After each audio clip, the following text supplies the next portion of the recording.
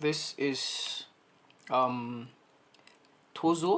This is called Tozo. This is the first time I'm I'm tasting it after a very long time. I normally do chicken and chicken, basically, you know, local chicken, but today I decided to do Tozo. So this is moringa. I was going to do moringa salad, but I discovered that the moringa leaves on the tree um, were depleted. There were not enough, so I just had to come up with this. So this is moringa, tomatoes, onions, and the mixture of some wonderful spices.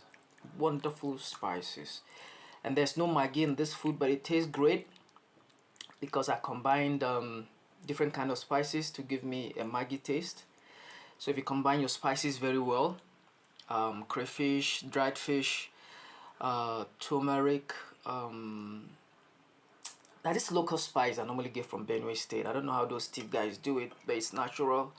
So you combine all that with ginger and garlic and, you know, salt to taste. It's going to give you a very amazing taste. Trust me, it's going to give you a very amazing taste. So this is what I'm going to have for dinner. With just this and these pieces of meat. There are about a few pieces of meat here. I don't need any swallow. We in Africa like swallow a lot, but you don't really need swallow all the time. You don't need those starch all the time. This is what you really need. Okay, and anybody who is telling you that meat is not good for the body, well, I understand where they're going, but that's not true. Actually, when you have a grass-fed meat, a grass-fed animal rather, or a meat sourced from a grass-fed animal, animal that had not been injected or vaccinated, the meat is normally safe.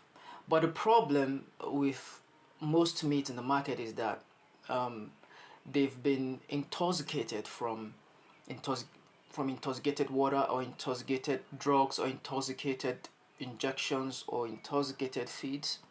But if you get animals that wander about, that flex their muscles around, you know, that feed on natural grasses or natural crops or seeds and drink water, you know, good water, then the animal is more or less safe for human consumption because their meat contains a very special amino acid. So there's this component of amino acid called choline, you know, and glycine.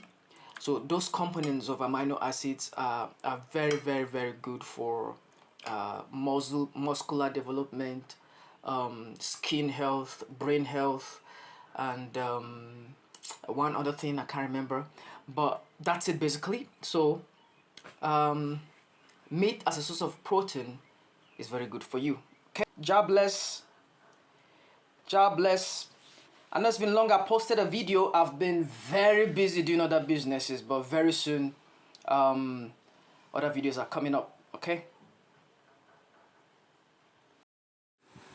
so here am I enjoying my meal, my moringa soup and beef.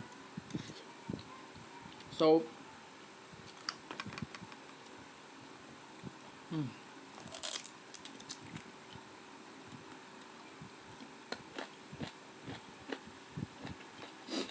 so as an adult, you need to be careful about the food you eat, especially when it comes to starch or carbohydrate.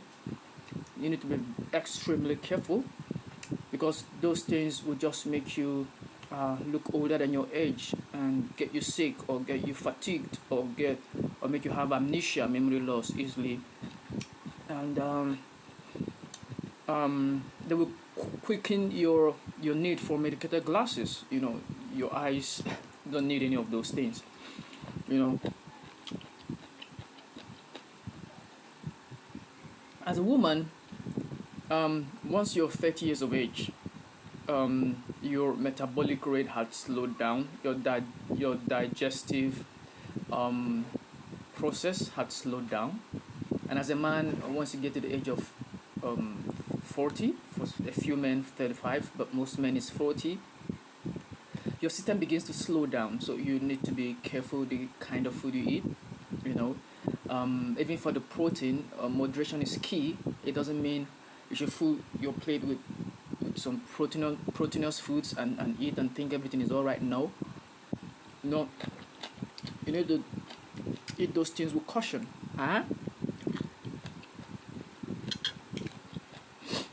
So try to eat to live. Don't live to eat. Eat to live. Alright? It is possible to live a healthy life, to live a healthy and effective life. And the key way to do it is to be careful what goes into your mouth. Okay? Because your lips could be a highway to the grave if you're not careful what goes into it. Alright? So let's be careful and let's eat wisely. Oh my god. Um,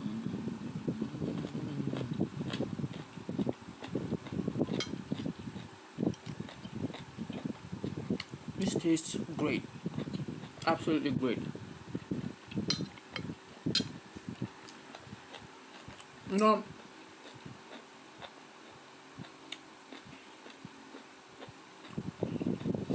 so I know that some of you might be wondering what happened to my hair. Okay, I'm going to be telling you that in another video, but let me just talk about it briefly.